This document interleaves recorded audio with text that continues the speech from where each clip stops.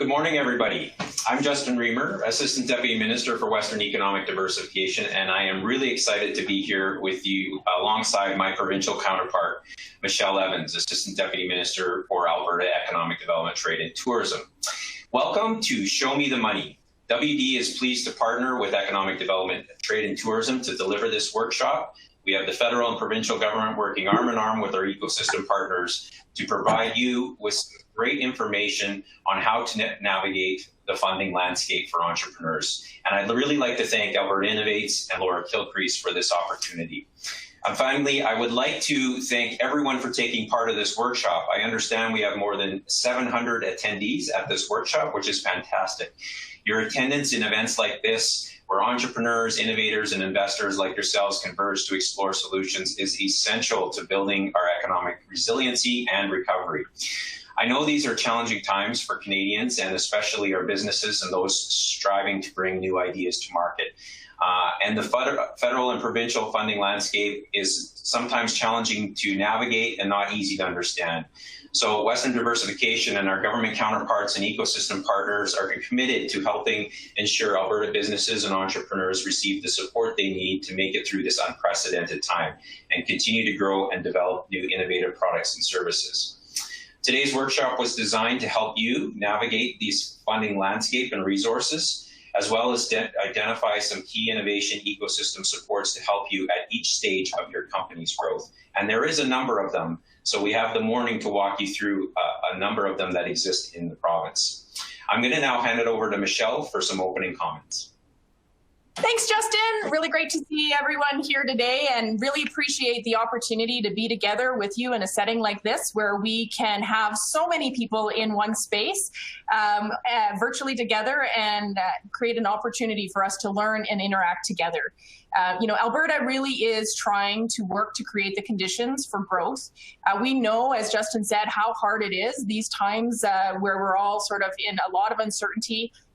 It's really difficult. And so we really wanted to be part of this event today and share a little bit of what's going on.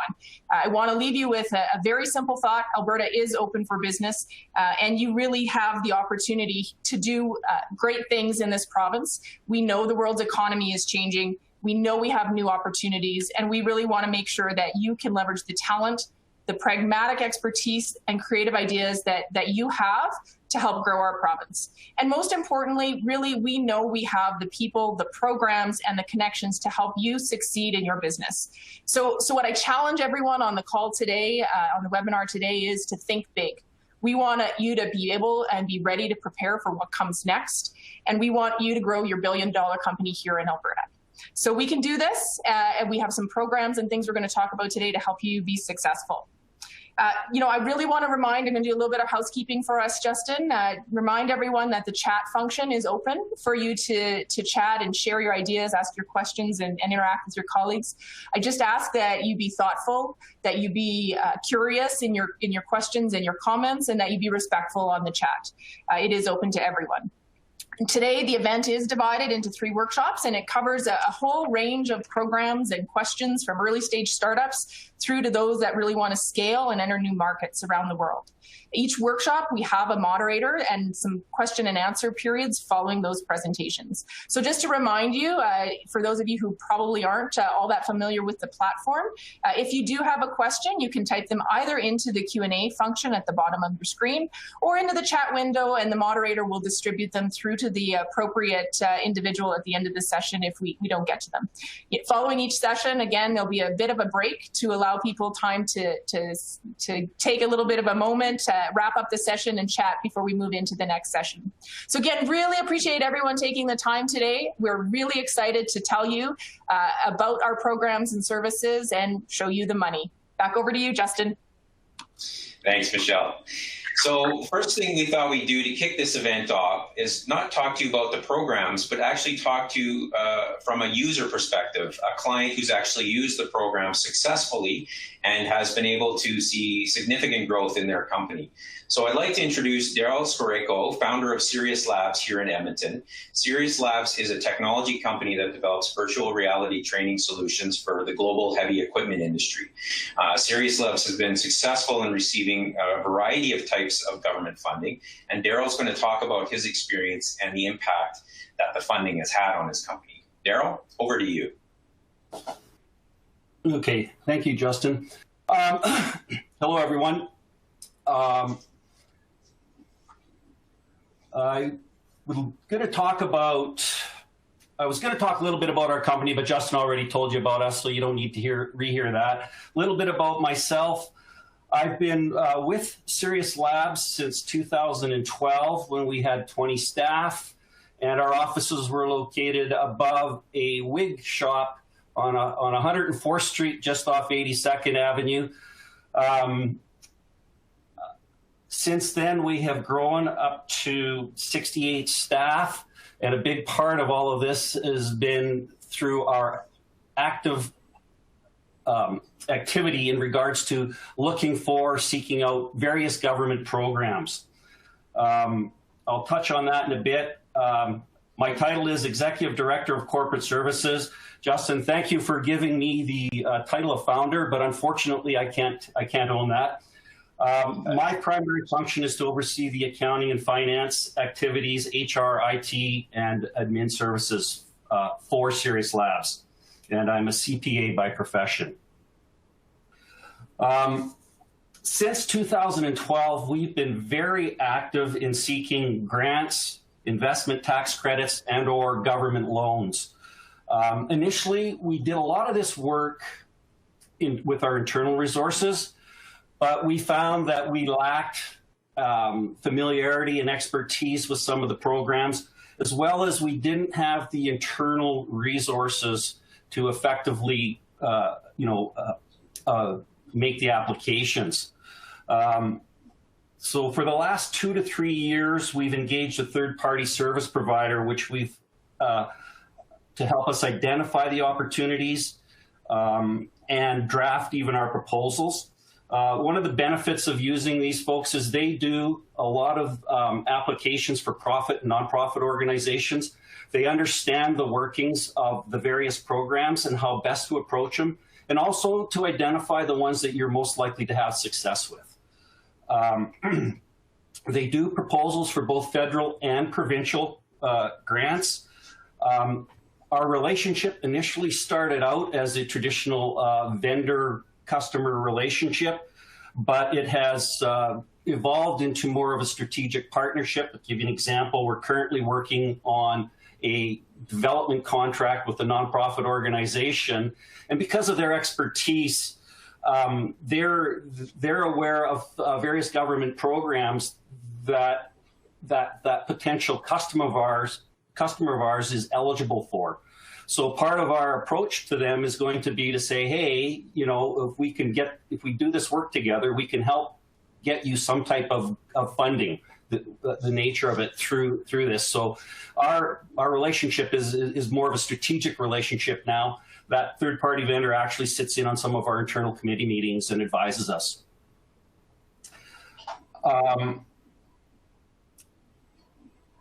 In terms of the programs, we look at all the tax credit programs. So we've done SHRED, SRE&D. We've done some loan applications through WD, which we were successful on, as well as we've participated in at least 6 to 8 different programs under the various governments. So we participated in programs, Can Export, Alberta Export Expansion Program, Alberta Interactive Digital Media, Athabasca University, Industrial Research Assistant Programs, and Alberta Innovate Technology Programs, as well as I mentioned the Western Diversification and the tax credit programs.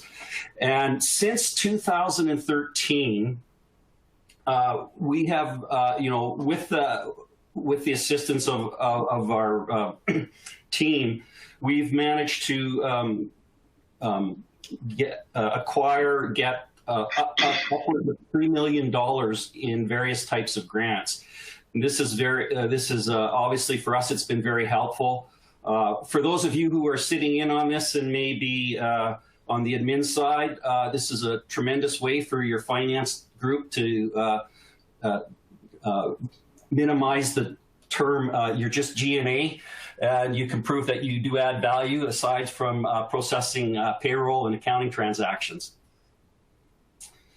One of the other benefits that we receive from this is, again, through these various introductions, as we got introduced to Innovation Canada. It's a federal program. And through that, another sub-program that we qualified for, which was the Accelerated Growth Services Program. And through that program, that group makes introductions to everything from Business Development Bank, Export Development Canada, which also helps for funding. But also in the longer run, they've introduced us to trade commissions to help us build our business overseas, as well as, in our case, Standard Council of Canada. We do virtual reality simulators, which is a relatively new technology. So they're helping us identify where we may be non-compliant in the global market. We do sell throughout the world. We currently sell into Europe and the UK and the United States and Mexico. So it's very important that our products be compliant. And again, these are the people who know what they're doing, and they can also help us, meet the various requirements, as well as they've invited someone from our company to participate with them on committees in evaluating standards. I think I've about used up my time, have I not, Justin? Yes, thank you very much, Daryl. Really appreciate you coming out and sharing your experience with us, and the experience of many entrepreneurs and innovators in Alberta in being successful in using some of the government funding programs and expertise and supports to further their business in the province and globally. I'd now like to introduce today's moderators. Session 1 will be moderated by Michael Kerr, Technology Development Advisor at Alberta Innovates. Session 2 will be moderated by Brent Lakeman, Executive Director at Alberta Economic Development, Trade and Tourism. And Session 3 will be moderated by Joanne Pollock, Director General at our very own Western Economic Diversification Canada. Let's get started with the first session. Have a great morning, everyone. Good morning. Good morning, everyone, and welcome. My name is Michael Kerr. I'm one of the Technology Development Advisor team here at Alberta Innovates. I will be your... Oh, is there a technical issue? Sorry, I'll start again. Good morning and welcome. My name is Michael Kerr. I'm one of the Technology Development Advisor team here at Alberta Innovates. I will be your moderator for this first session called Support for Startups, Ideating and Concepting. Before we begin, we need to cover a few housekeeping items. At the bottom of your screen are multiple application tools you can use. All the engagement tools are resizable and movable, so feel free to move them around to get the most out of your desktop space. You can expand your slide area or maximize it to full screen by clicking on the arrows in the top right corner. If you have any questions during the webcast, you can submit them through the Q&A engagement tool. We will try to answer these during the webcast. However, if a longer answer is required or we run out of time, it will be answered later via email. Please know we do capture all the questions. For the best viewing experience, we recommend using a wired internet connection and closing any programs or browser sessions running in the background that could cause some issues. You can find additional answers to some common technical issues located in the Help Engagement tool at the bottom of your screen. Following the Q&A time, there will be a 10-minute break, which will allow you time to refresh your coffee and be ready for the next session. Now on to the program. This session will focus on funding and resources for early stage startups that are in the development stage of ideating and concepting. Typically, companies at this stage may have a few employees, a potential scalable product or service idea, and doing some market testing or exploring how an idea may be viable. You may be at a technology readiness level 1 to 3 and need access to funding or other supports to continue to grow. At this point, allow me to introduce our presenters. First, we have Irene Mikawas, Deputy Director at Natural Sciences and Engineering Research Council, NSERC. Julie Kenneth, Acting Director, National Research Council's Industrial Research Assistance Program. Carla Otto, Director of Regional Innovation at Alberta Innovates. And Elliott Hewitt, Business Development Manager, Western Economic Diversification, Canada. Let's start with the first presentation. Irene, I turn it over to you.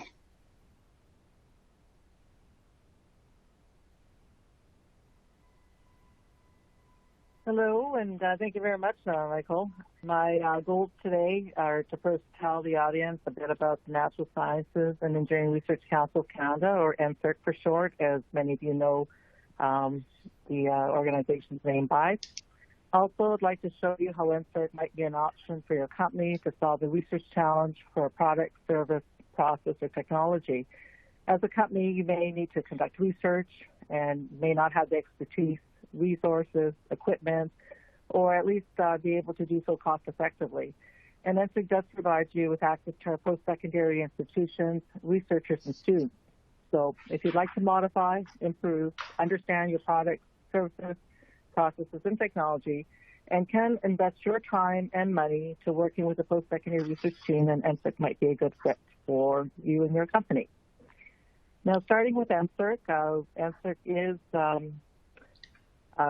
their vision for NSERC is making Canada a country of discoverers and innovators. We are the second largest funding source for industry, academic, research and development partnerships in the STEM field. And our budget every year is $1.2 billion. With that money, we support over 11,000 researchers in the natural science and engineering field. And with that, also another 30,000 students and postdoctoral fellows. And of that 30,000, at least 10,000 of those are trained in partnership with industry and in partnership with industry.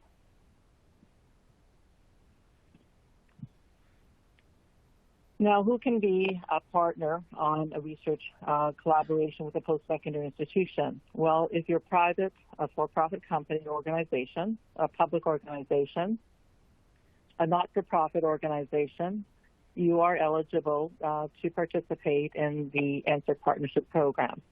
You must be active in all research activities. You must be able to exploit the research results, as well as provide cash and in-kind support.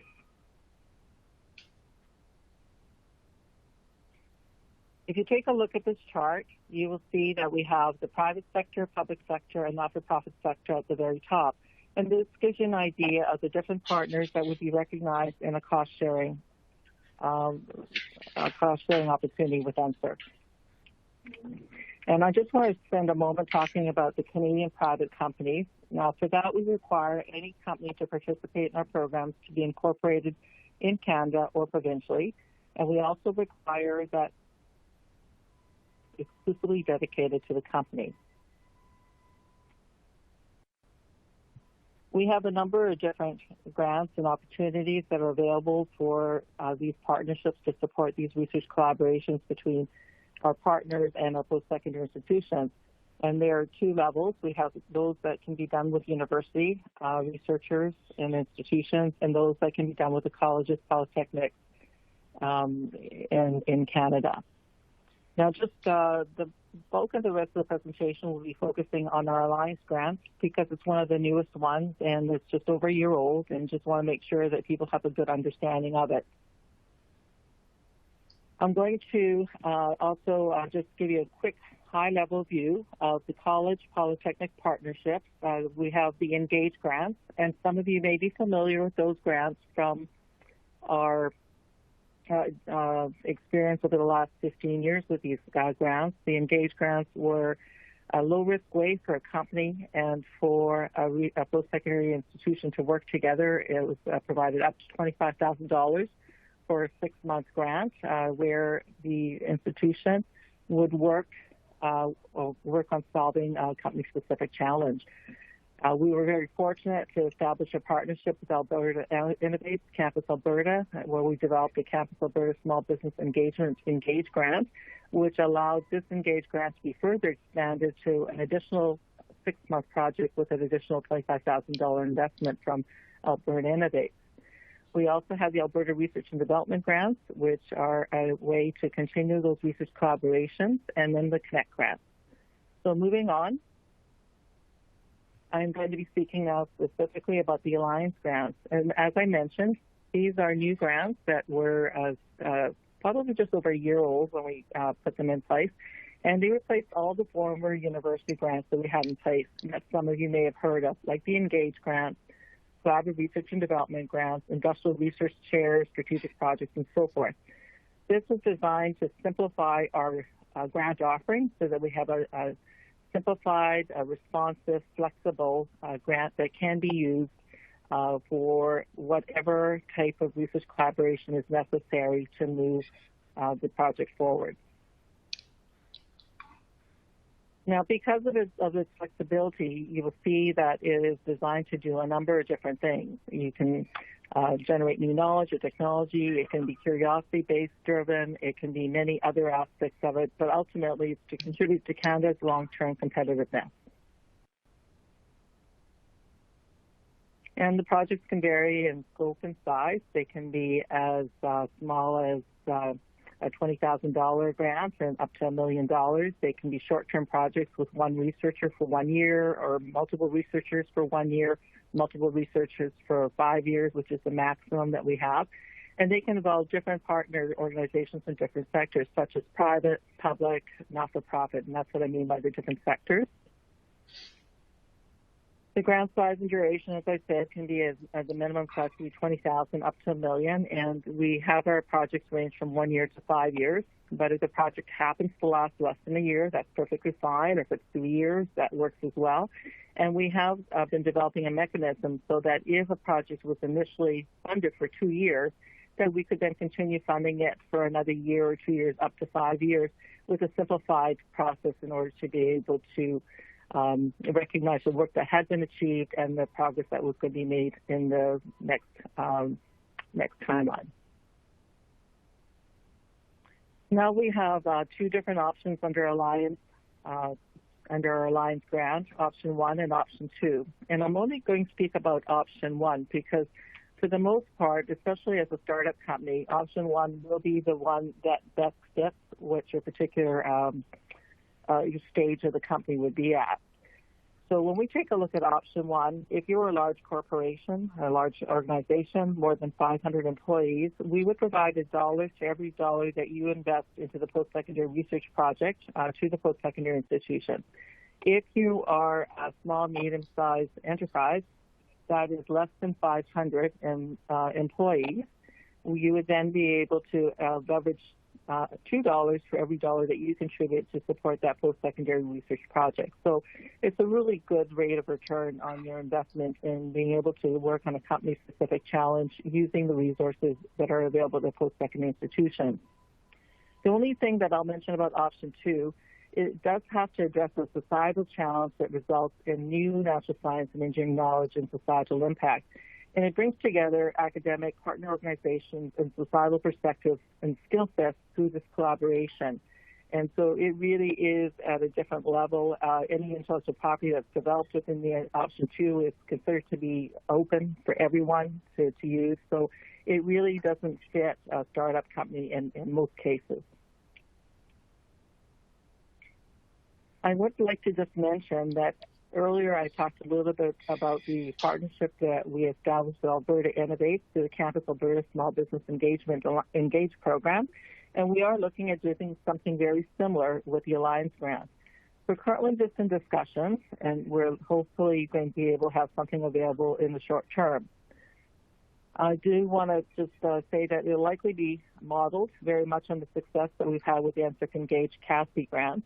And just for perspective, and some of you may have heard about it or been part of it, since 2016, this joint initiative has been able to support 76 small and medium-sized enterprises to tackle their company-specific challenges and develop new intellectual property.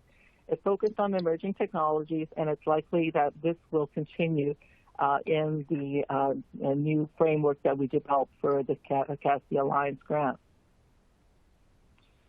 So at the end of this, hopefully you've learned a little bit about who NSERC is and the role that we play within the post-secondary and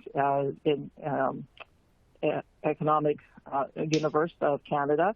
But I also wanted to spend a few moments talking about why there's value in participating with the NSERC Alliance program. There are significant savings in research costs, as you've seen. We do provide, leveraging for your dollars that you contribute to the project. They are based on your company's specific requirements. It does give you access to expertise and research facilities that you might not otherwise have, or it might be too expensive to have. Students are a great way to get to know them, and we call them highly qualified personnel, that they would be in a position to become future hires for you. And of course, any contributions, both financially, like in cash, as well as in kind, qualify for the SRE&D credits or SHRED credits. Now, we have contact details provided here that you can reach us at here in the Prairies office or in any other part of Canada. And I also provided some useful links that provide you with some information. Some of those earlier grants under the college's politics were also hyperlinked so that you could get more details about that as well. I'm just going to take the next couple of slides just to speak to you about another program that I think would be of value for you to be aware of, which is the MyTax program. And the MyTax program has been around for a number of years. It's been around since for quite a few years, I think 2007 if I'm not mistaken. But it is an opportunity for students to work on research projects with supervision from their professors, supervisors, and also with input with their companies that they're partnering with. And it can be a for-profit as well as a not-for-profit in this example. And it's open to any academic institution and to all academic disciplines. And so this is important because NSERC specializes in the natural sciences and engineering fields, whereas MyTax is open to all the fields that are available. So if you have a research challenge in the social sciences and humanities research side, then MyTax would be definitely a possible fit for you to consider. As with NSERC and with MyTax, there are no deadline dates. You can apply at any point in time. And as you can see, most of these are externally reviewed by peer reviewers, so you do get quality control built into the system. And then just to give you a perspective of the type of statistics or the numbers for MyTax, so over 20,000 internship modules have taken place in Canada since 2007, and the success rate on applications is over 95%. And for anybody who'd like to get more information on that, you have the details provided on this slide here. You have a contact both in Edmonton as well as in Calgary. And I'd like to pass it back to Michael. All right, thanks Irene, and great presentation.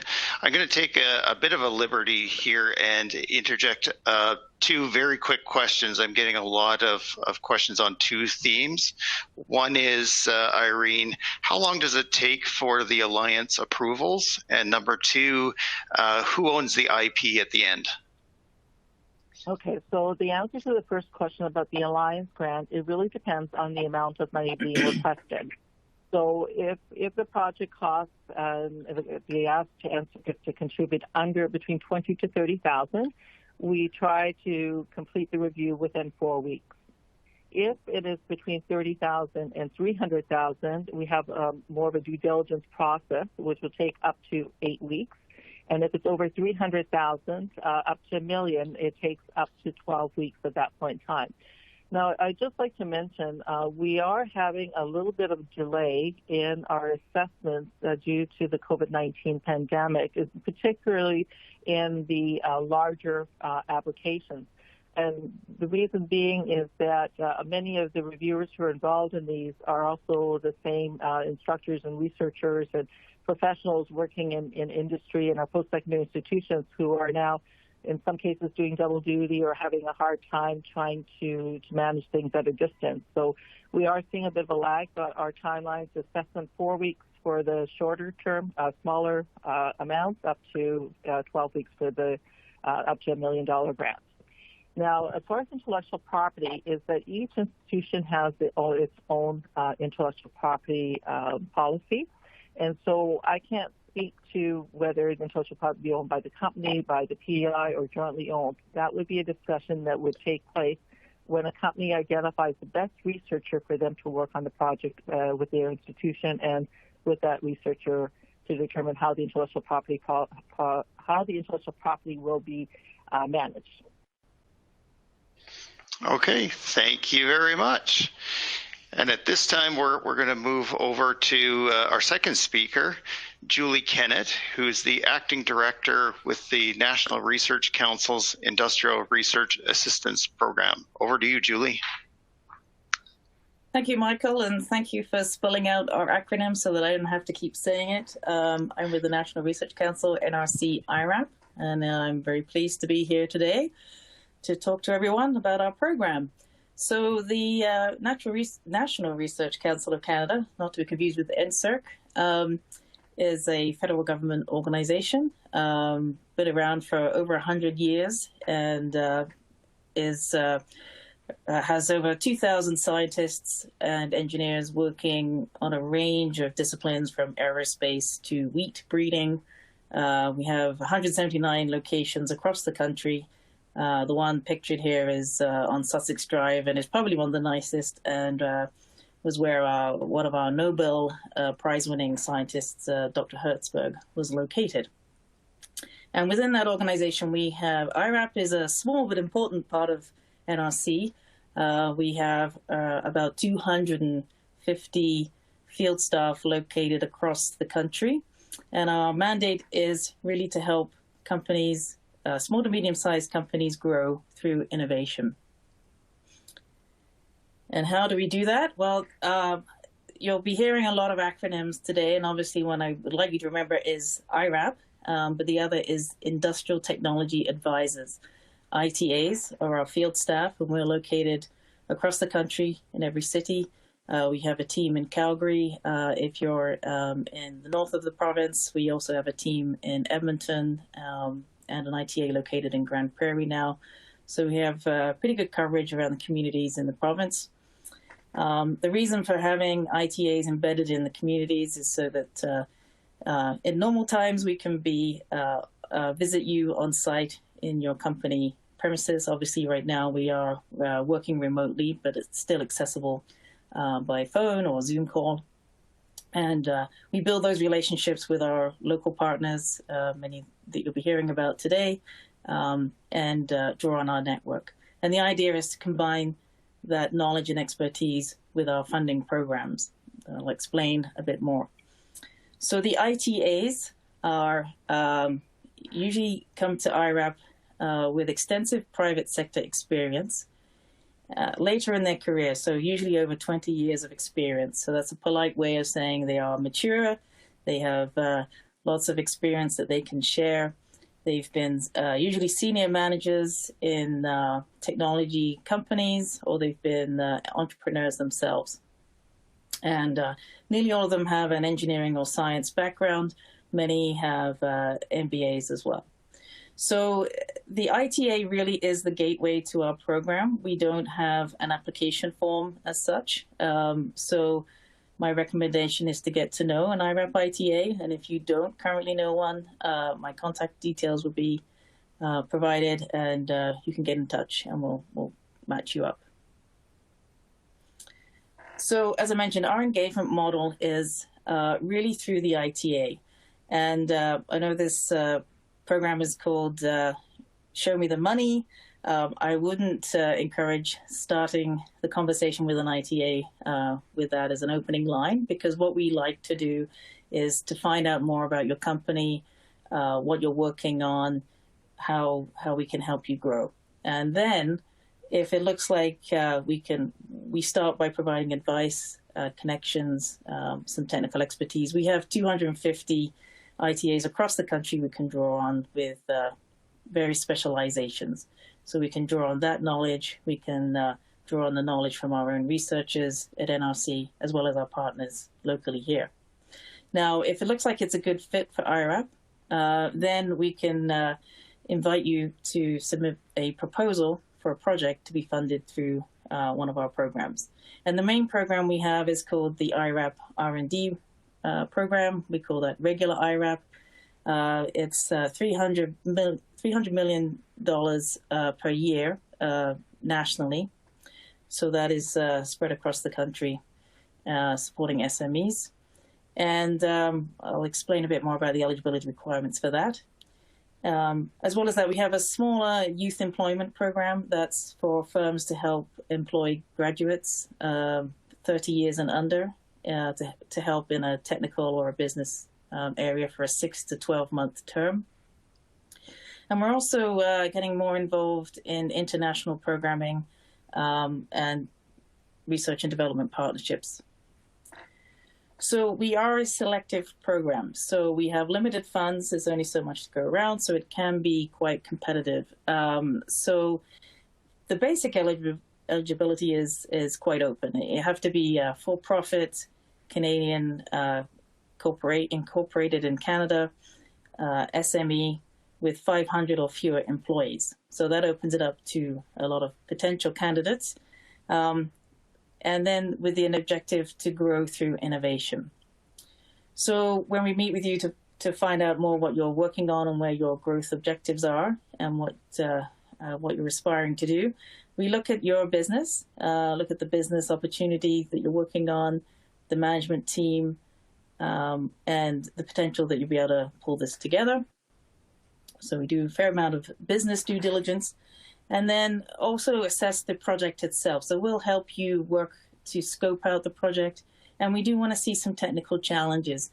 If you see that this is fairly straightforward, it's been done before, and we're just copying what somebody else has done, or we've done this before, we like to see challenges. So that's some of the questioning we'll have is, why is it risky? It's risky for you. So we want to help share that risk burden. And we also want to see that you have a good team in place, or if there's any help we can provide to boost that team on their capacity, technical capacity.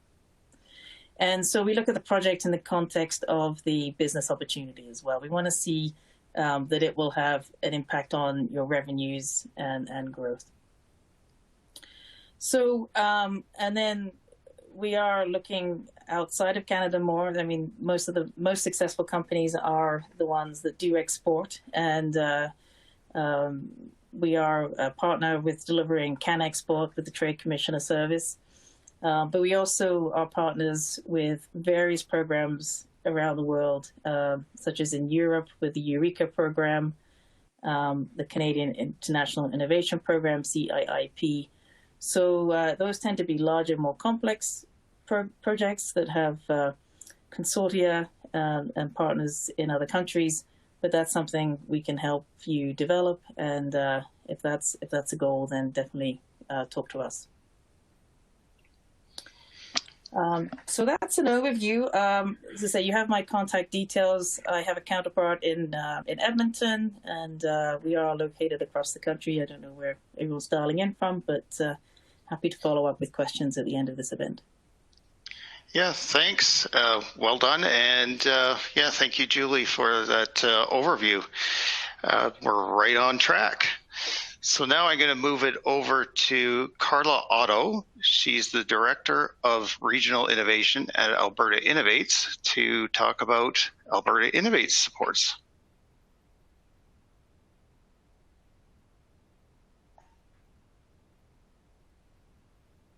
Good morning. Good morning. Good morning. So I'm on. My name is Carla Otto, as Michael said, Director of Regional Innovation at Alberta Innovates.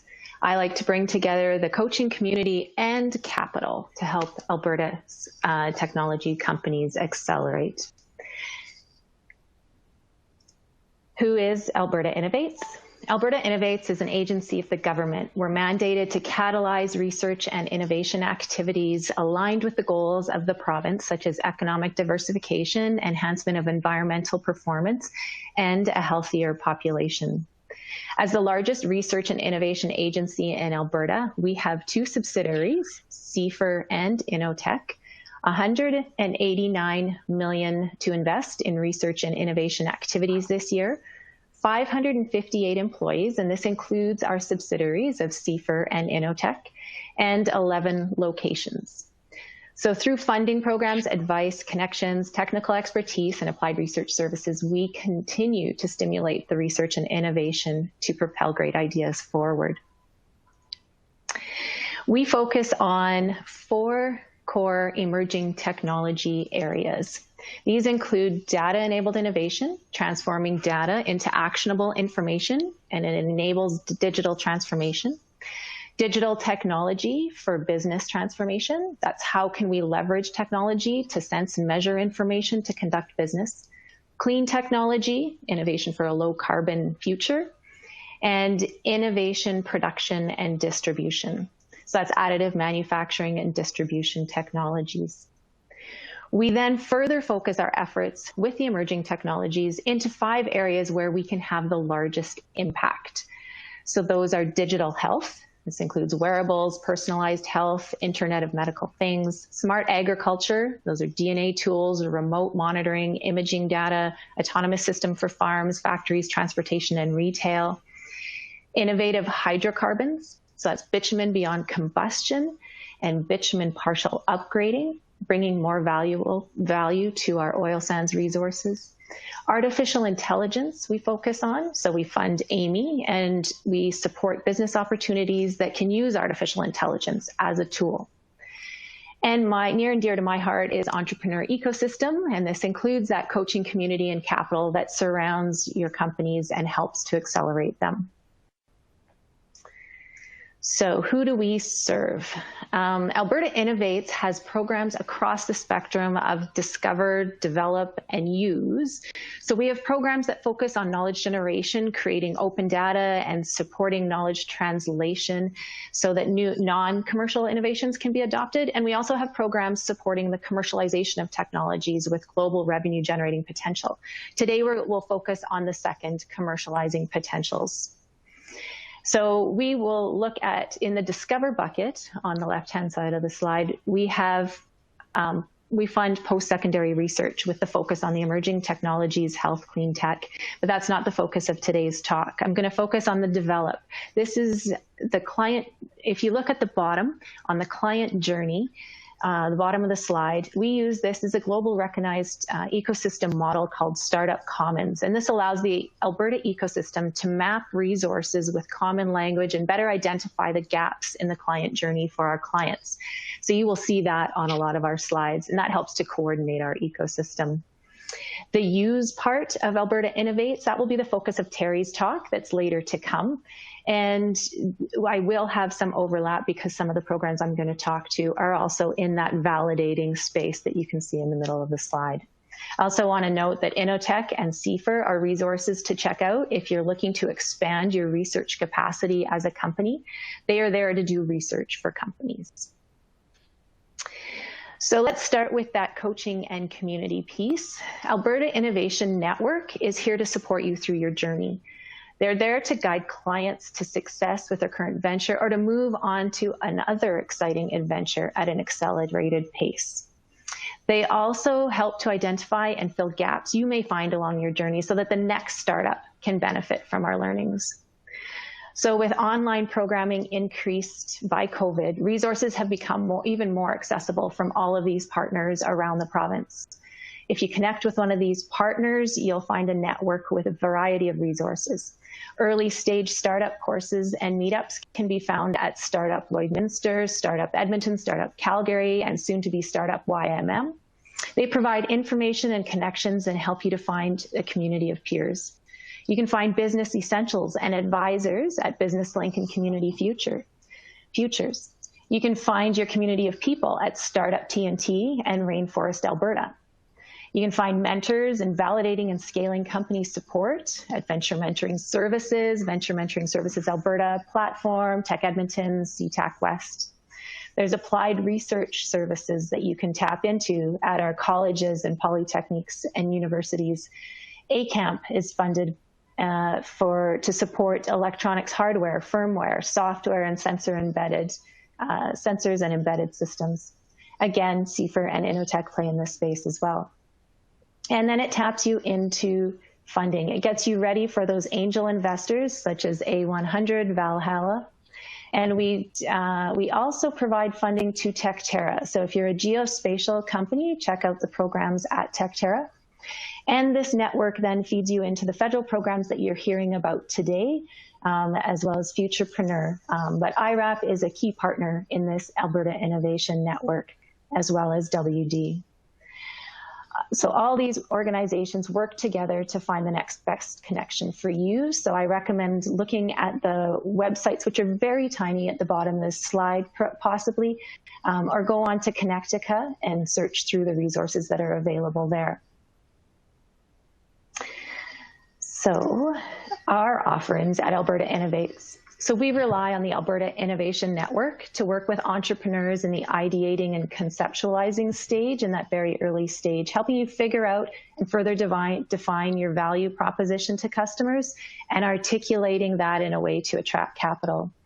Once you are committed to your companies and you have discovered your problem solution fit by developing a prototype or an MVP and have talked to customers, and you have the desire to grow a high potential scalable company, we have 10 technology development advisors around the province to provide coaching and advising, networking, and access to capital to accelerate your opportunity. A TDA will provide you with valuable business advice, connections from their own experience in the tech industry or as an entrepreneur. They can also help you access up to $10K from the microvoucher program at Alberta Innovates to advance your opportunity. Microvouchers are small dollars that come out fast, and they go towards paying a service provider. Applicants must pay 25% of the total project costs.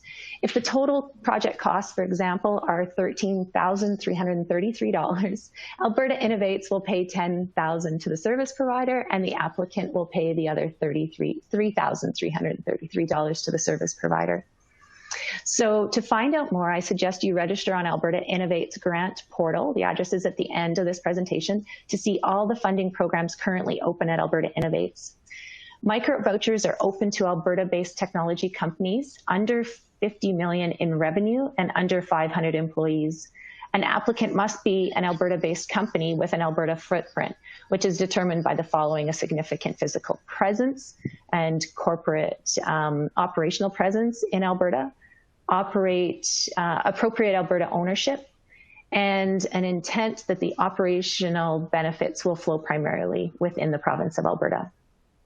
Further information on this program can be found on our website in the guides. Next slide. We also have clean resource programs in Alberta Innovates. And so, as mentioned, in the microvouchers focus on developing Alberta companies with the ability to scale and scale globally. In clean resources, their primary focus is on solving a specific problem for the province. So it's not a requirement to be an Alberta company for these programs. It is a requirement that you solve a problem for Alberta. So their programs are spread across the client journey from ideating to establishing and solving problems in the following areas: advanced hydrocarbons, so that's cleaner hydrocarbon production, innovative hydrocarbon products, clean technology, which is bioenergy, carbon capture and utilization, and renewable and alternative energy, and environmental innovation, land and biodiversity, water innovation.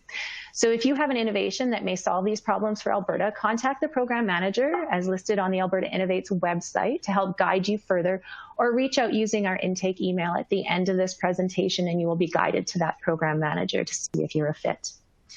So stay tuned also for further seminars in the clean resources area. One of them is the Water Innovation Program, which will be having a seminar on June 24th. There are programs to come, so keep your eyes on Alberta Innovates website. There will be programs in the clean resources area, bioindustrial materials, smart agriculture and food, keep your eyes open, and health innovation, digital medicine, and digital life sciences fellowship. So here's our contact information. You can connect with a TDA at our website. There is an email intake. We have a phone number, and as I mentioned earlier, the grant application portal, which will list all the currently active funding programs that Alberta Innovates has, so you can register there.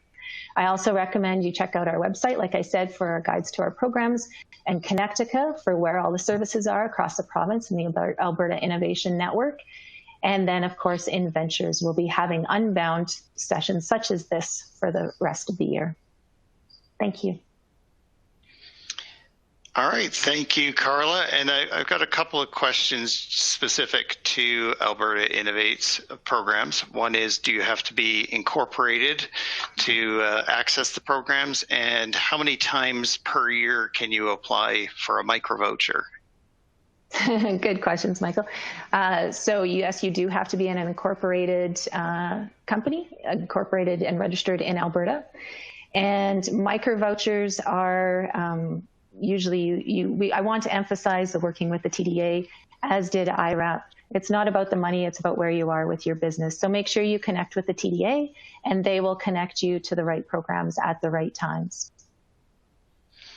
Okay, and thank you for the questions from the Q&A file. So yeah, keep them coming because we will be coming to those at the end. So we have one last presentation, and that's Elliott Hewitt, Business Development Manager, Western Economic Diversification Canada. So over to you, Elliott.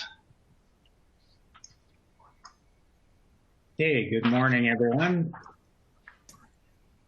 So welcome and hello from beautiful Calgary. It's a nice blue sky, sunny day here. I hope it's the same where everyone else is. My name's Elliott Hewitt.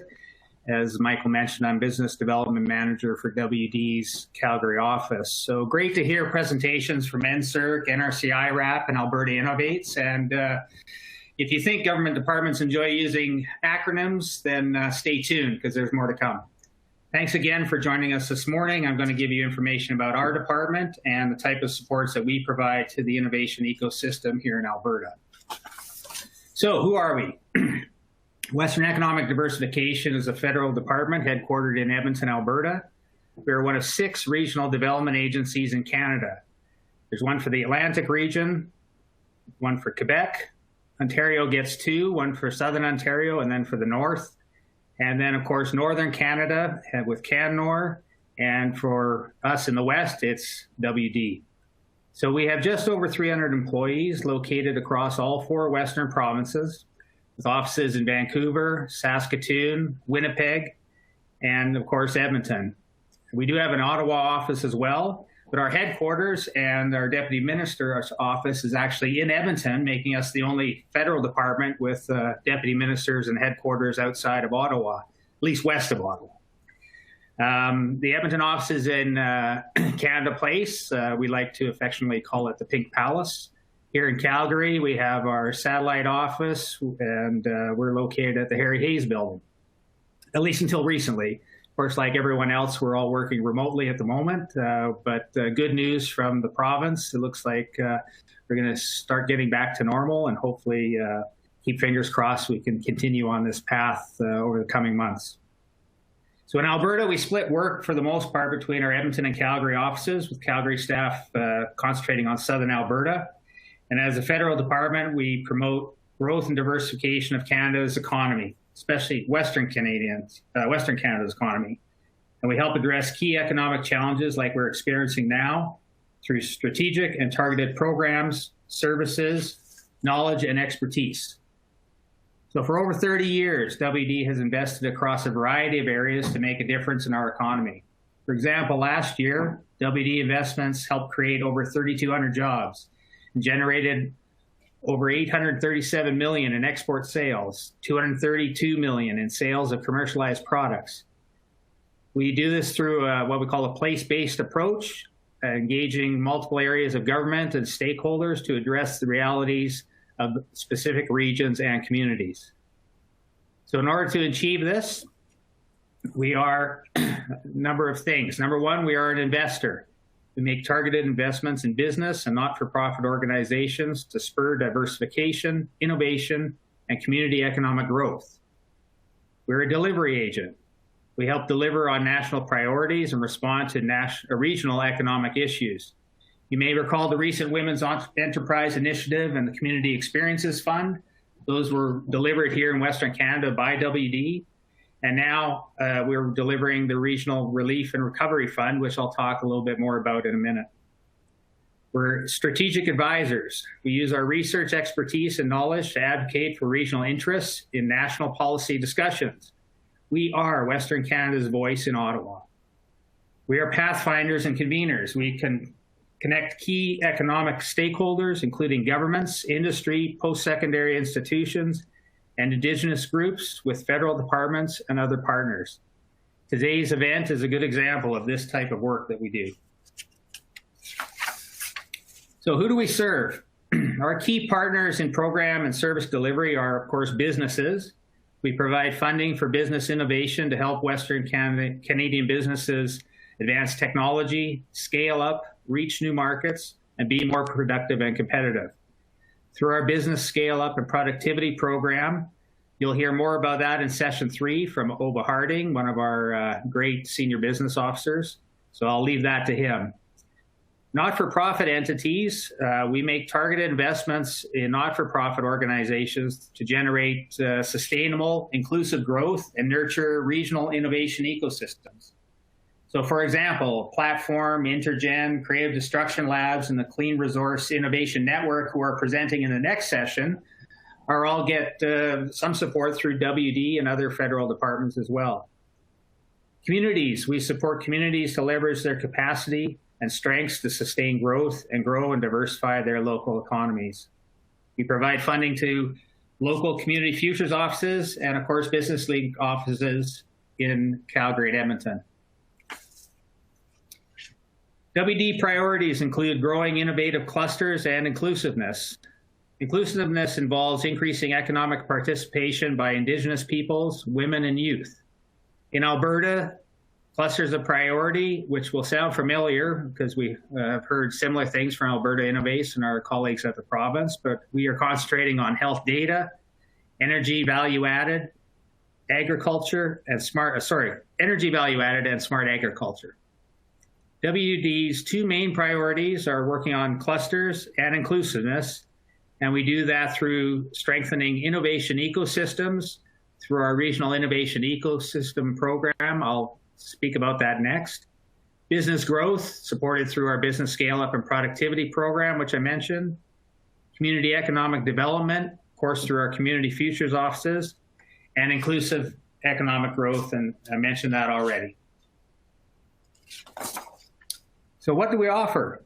WD makes strategic investments in Western Canadian not-for-profits that support businesses in priority areas or promote inclusiveness for underrepresented groups and advance the development of regional innovation ecosystems.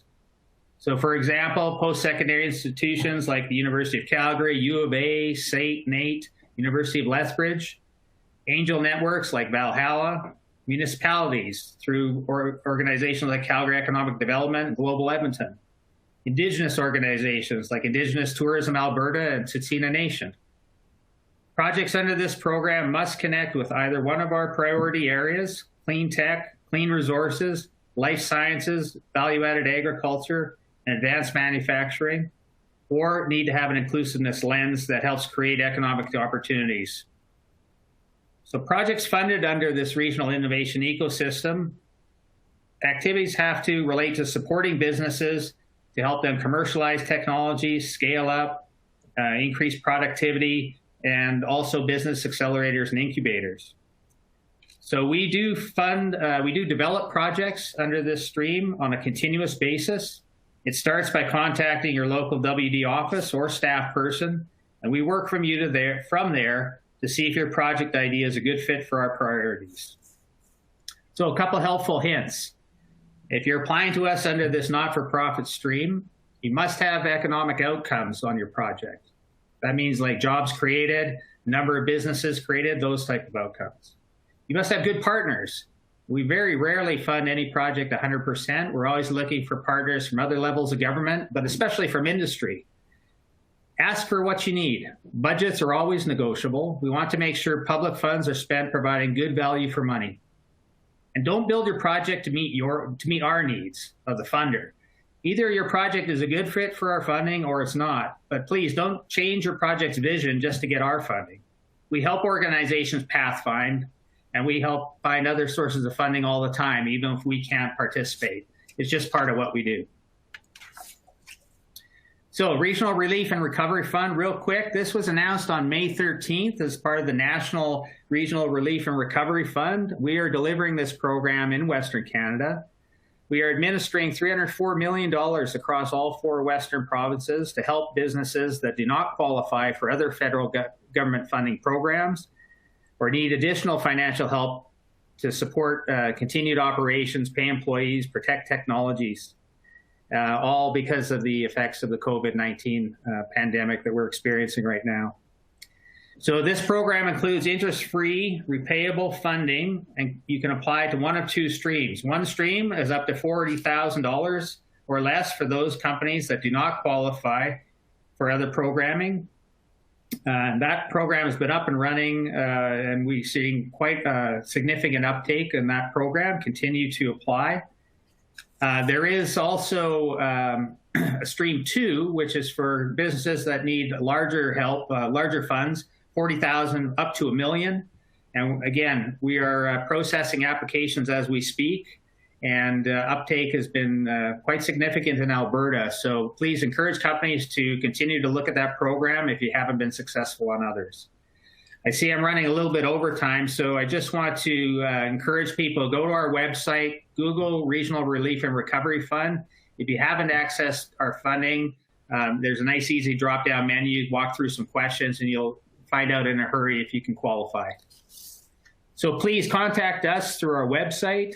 Another way, if you want to contact me, you can Google my name, and it'll show up on LinkedIn. Lots of people connect up through there. I do want to put one quick plug in for Innovation Canada. I know it was mentioned earlier, but for companies that are early stage looking for federal government programs, if you Google Innovation Canada, it will take you to their website. Fantastic resource. Strongly encourage you to apply there. That's it for now, Michael. All right, thanks, Elliott. We did have one question that came in just for clarification. Can you name the business growth program again, and in particular for food manufacturing and agriculture? Yeah, business scale up and productivity program.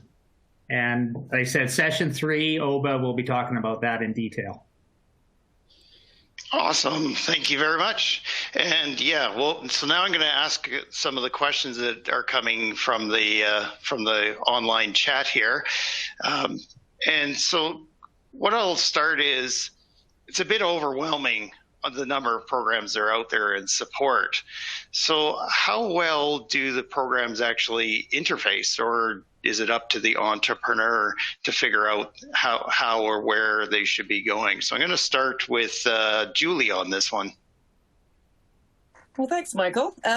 We actually do work very well together, I think. In normal times, we are co-located in Calgary with you folks at Alberta Innovates, and quite often, if the client is open to the idea, we will attend meetings together so that you don't have to tell your story twice. And we are part of the regional innovation networks and all kinds of ecosystem events and partnerships. So I think we're very well connected. Okay, so yeah, that helps, because yeah, it's a bit overwhelming in terms of where to go for support and make sure that it's connected. So another question is around whether there's a difference between being in a more urban center or rural in terms of accessibility. So I know, Elliott, you spoke about this already, so I'm going to touch back with Carla on this one. And not just Alberta Innovates, but the ecosystem as a whole. Yes, so I think WD and us work to make sure that there are services available to the rurals. If you noticed on my map across Alberta, we do have regional innovation networks in Grand Prairie, Fort McMurray, Lloydminster, Red Deer, Lethbridge, Medicine Hat. So trying to reach out and make sure services are close by. And they are connected. We do, and I want to feed off of even the connections within the urban centers. There are monthly meetings between all of these providers that are on the call here to make sure that we're aware of the programming and that we can find the right stuff. So if you are in the rural areas, I suggest you reach out to one of the RINs if you haven't connected into that network already. All right, thank you. And I'm going to go through each one of you here on a question that does go across, and that is, are there specific areas of technology, and how do you define technology with the offering? So we'll start back with Irene. Okay, that's an interesting question. Basically, NSERC is not looking at specific technologies per se. So when applications are submitted, if it's not a specialized call, we're looking at whatever makes sense for that research partnership together, to work together, what the project objectives are, if the right resources and the right partners are part of the project. So it can span almost any area as long as it's in the natural science and engineering area. And in some cases, it can move into areas like pharmaceuticals, and to a small extent to health, depending on whether it's a device, but if it's something like a clinical trial, that falls outside of the scope of the natural science and engineering area. So we don't have specific technologies that we support or that we're looking towards. Having said that, we just completed a call for COVID-19 where we were looking at solutions for what was going on with COVID-19, and actually it ranged the full scope from everything from having manufacturing processes modified and adapted to reflect the COVID-19 social distancing aspects, all the way through to sterilization of equipment or other items. So sometimes we do a specialized call, and we actually do have a specialized call out right now that's on recycled plastics. So, and again, we don't specify what the technology needs to look like, but it needs to address that specific challenge. Excellent. So Julie, same question. Yeah, similar. We're sector agnostic and technology agnostic, really, but it depends on the market, what's happening locally. In Alberta, obviously, we see a lot of clean tech, oil and gas technology, agriculture, and, obviously a lot of software and AI. And so it really depends on what the trends that are happening. We do in IRAP, we do have national sector teams. So that's in certain areas, such as clean tech and ag food. And advanced manufacturing, so that like-minded, experienced ITAs can group together and address things on a national issue. But otherwise, we're really looking at and definition of technology. That's probably one of the hardest things to define is what is really innovative. So that's where we draw on our subject matter experts in those areas that know the markets and where the industry trends are going. Okay, and Carla. Yeah, so as I presented in my presentation, we do have some focus areas. We will take technologies outside of those focus areas, but we are emphasizing those 4 core technology areas and our 5 focus areas. Technology to us is technology and knowledge-based innovations that have high growth potential. So we want to not be bringing technology into a pizza shop and bringing it in to grow a company within Alberta. We're looking to grow Alberta companies to go global. So again, looking for that novel technology, business innovation, knowledge set that will create a large company for Alberta's economy. Okay, and Elliott. Well, you get the joy of working from home. My telephone is ringing, so ignore that sound. We align very nicely, obviously, with NRC IRAP and Alberta Innovates. No surprise, clean tech, those kinds of technologies are what we're interested in. Although I would say our support on the business scale-up program is certainly on the high growth tech, commercialization ready.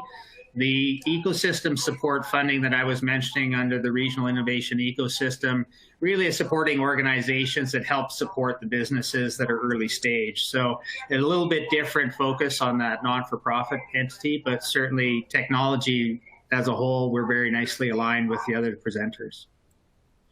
Yeah, okay, excellent. And just got a question that I think fits more with you, Elliott, which is about the $40,000 that was administered through banks or yourself. Is there an application form available? So there seems to be a bit of confusion, or we need some clarity on, was the $40,000 through the banks or was it through you, and where to go for that?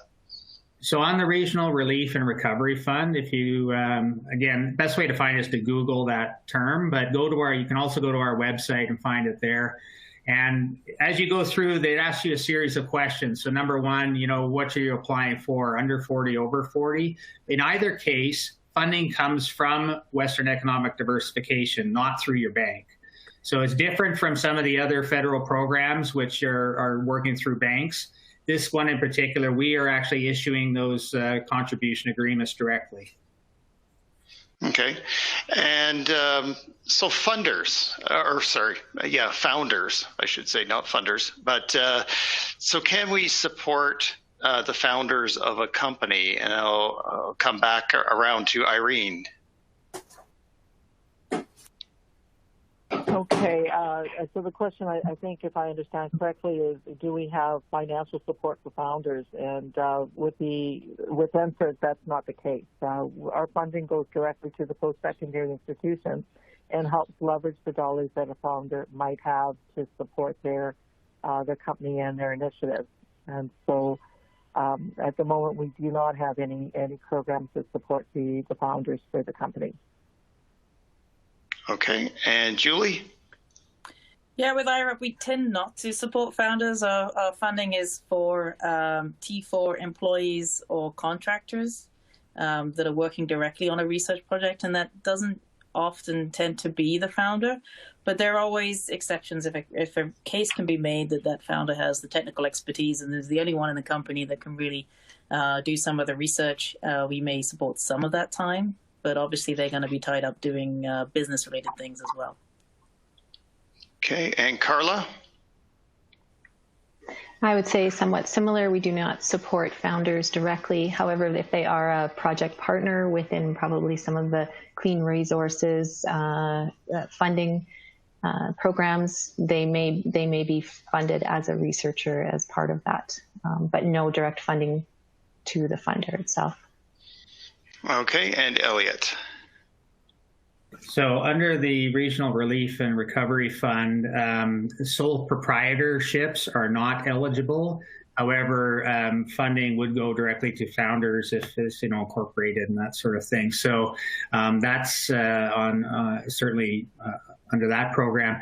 And that is a repayable interest-free loan. There is a forgivable portion of it. But whether it's under 40,000, there is a percentage that could be forgiven. Actually, if the payment is made earlier, so there's some terms and conditions there where up to $40,000 you can actually get some of that forgiven in terms of what you have to pay back. On the loans that are 40,000 to $1 million. Those are, again, interest-free, but they are repayable, so it is an interest-free loan. And you'll hear later about the Business Scale-Up and Productivity Program being very similar in that it is an interest-free loan, and there is a repayment schedule on that one too. So we do provide funding, I guess, short answer, directly to funders. Okay, I got an excellent question here, although it was more about IRAP. I'm just going to adapt it a bit for everyone else. The question relates to how is the money released via the program? And in particular, I would imagine it's coming from the cash flow perspective for a startup. So I'll start with you, Elliott. I'm going to go down the line the other way. Is, what is that process so that we understand how to manage that cash flow? Well, the Regional Relief and Recovery Fund is different for us. That is a lump sum payment straight up front, the 40,000 and above even. So the other program with the Business Scale-Up and Productivity, though, that is done through a series of payments. What has to happen is the business that qualifies under that one and is approved under funding for a project. They go out, spend the money, then they put in a claim, and we reimburse them on expenses. So it's not like a grant. A lot of people are familiar with grants from the province where you get all the money up front. Our contribution agreements require you to go out, spend the money, and then put in the claim afterwards. And that's the same on the not-for-profit side. So those entities that we fund under that funding stream, again, it's not a grant system. It is what we call a contribution agreement. You go out, spend the money, put in the claim afterwards. So it's a little unique to federal government. Okay, Carla. Unmute myself. Yes, in the majority of our programs, we pay a service provider. So we will pay the service provider after the work is done. We also have milestone-based payments. So I would recommend reading the guide specifically for your program, but our funding is released based on completion of milestones in the majority of the cases. Okay, and Julie? Yeah, IRAP funding is dispersed through a contribution agreement, so it's not an upfront grant.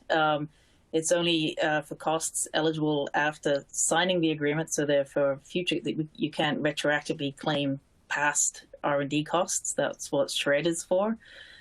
So when we agree on a project scope and terms, we sign a contribution agreement with you, and then you can claim your R&D costs on a monthly basis in arrears. So you submit a claim every month on salary and contractor expenses. So we do look at cash flow as part of our due diligence on the business side to make sure that companies are able to cash flow the project, that they can pay their staff and their contractors while they're waiting for the reimbursement.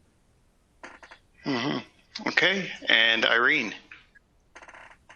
Okay, and then for NSERC, all our money does go to the post-secondary institutions. So there normally is a company cash component that's required, which would represent a third or 50% of the project cost. So once those funds have come to the institution and the research partnership agreements in place and the project funded, we would advance the first year's would advance the funds for the project for the first year, and then second and third year would be based on progress within the project would be advanced, provided both parties are still quite happy with the work that is being done in the research project. Okay, and excellent. So I got a follow up on the founder question, which I think is it's going to challenge us a bit here. But so if you're only a founder and you're the tech person, what routes or suggestions do you have to get going, especially if they are cash flow tight? And I'll start this one off with, let's pick Julie. Well, thanks. Well, as I say, usually a startup, I mean, we're not, it's a tough one because usually a founder has put some of their money in, right? And they're going to get the benefits out at the end, hopefully, if they're the major shareholder. But that's why I said it's a case-by-case basis. So, I mean, there's always room for exceptions. If in a special case, this is a brilliant scientist that is the only person in the world that knows how to do this and is going to be hands-on developing the project and working on the project. But then I would say if they really want to grow the business, they're going to need to start hiring people, even if they're not doing the business side. Okay, and I'm going to jump over to Elliott on this one. Yeah, I mean, I would say similar to Julie's response in that. Sorry, Michael, can you just repeat the question? I've had a bit of a brain freeze, and I want to make sure I answer it correctly. Yeah, no, that's okay. It's a bit of a challenge if when we're talking about processes and we're not able to through the funding mechanism to support a founder. How does a one-person founder company, they do everything, how then, or what suggestions do you have to get started?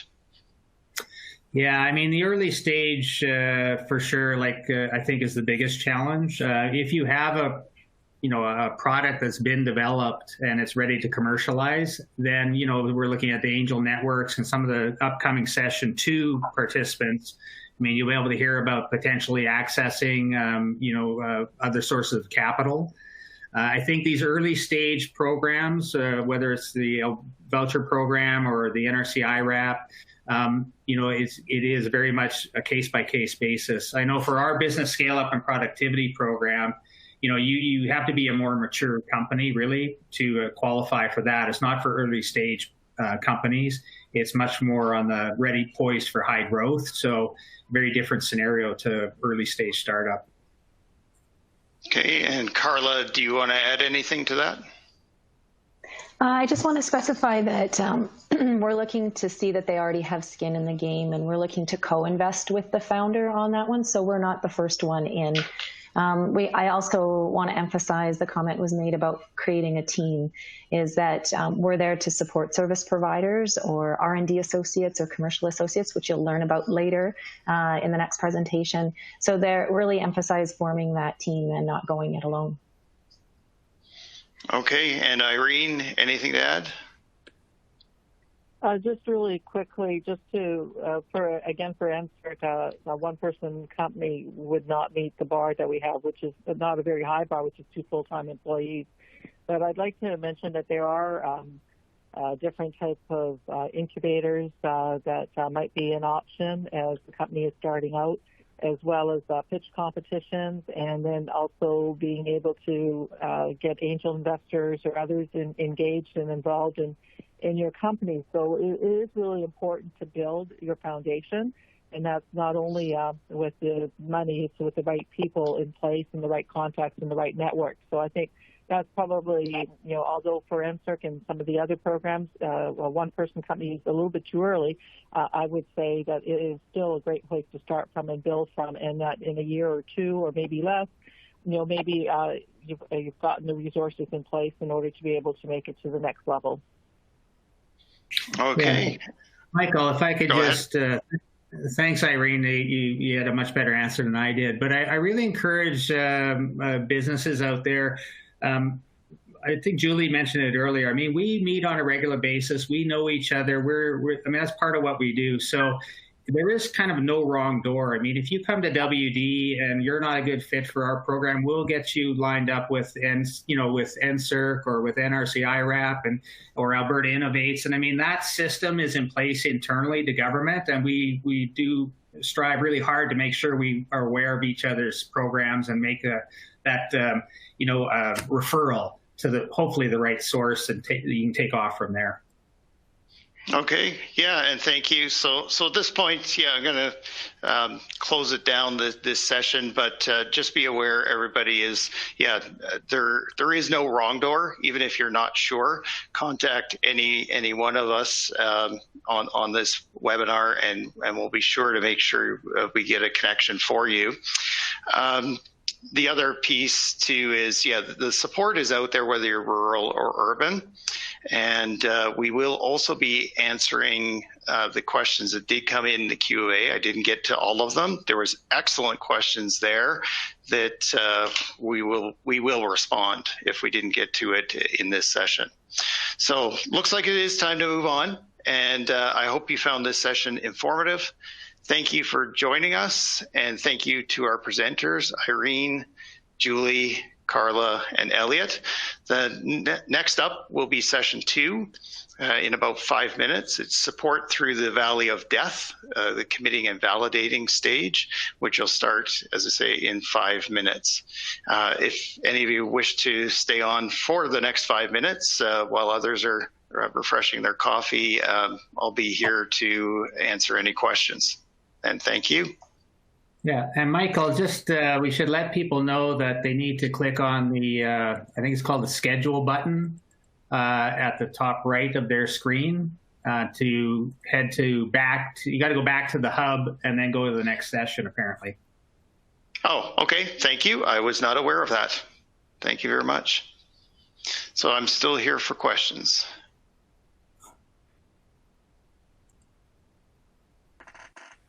Okay, so I do have one here, Carla, around the $3,333. Can that be sweat equity included on that? No, that has to be the payment to the service provider as well. So the company's dollars need to go to the service provider for that 3,333. Okay. And then another one is what are common mistakes people make or suggestions to avoid common mistakes? So maybe we'll start with Elliott. Common mistakes in terms of applying for funding? Yep. Or, Yep. Yeah. I guess it depends on the program. I know certainly for our business scale up, well, I'll speak to the not-for-profits because our regional innovation ecosystem program, again, I think one mistake is that not-for-profits sometimes make is they are just kind of shopping around. They don't actually understand what the programming or what our funding requirements are and priorities. So it's important to have that conversation and really understand what your funder, what their priorities are. And I know certainly from a technical standpoint, depending on which department you're dealing with, certainly NRC IRAP, they have their staff are, experts in their field. Our funding, our officers are certainly much, not in the same vein, much more generic. I mean, so it's very important to kind of tell your story and explain your technology, explain what it is you want to do. I always say to people, if you could explain it to your mom, and she gets it, well, then you're good to go, right? It's kind of common sense, but it really is important to use plain language and really describe what it is you want to do. Okay. Anyone else have anything to add to that answer? And we'll call it then. Yeah, I think someone mentioned earlier, don't try and fit your project or your business to access the grant or the funding program. Do what you need to do for the business. Okay. Any other comments?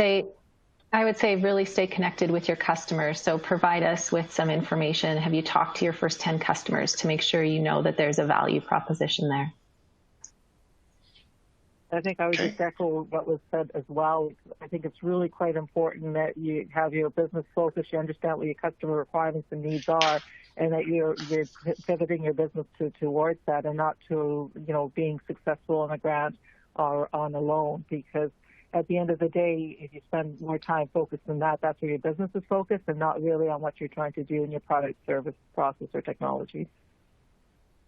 Okay, and thank you. And we are out of time. And as I mentioned before, if your question didn't get answered in the call or the webinar here, we will certainly be responding by email.